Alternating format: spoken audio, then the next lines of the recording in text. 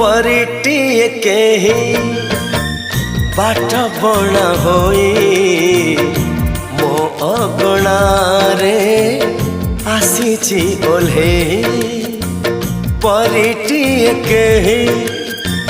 बाट बणा होई मो अगणारे आसीची ओल्हे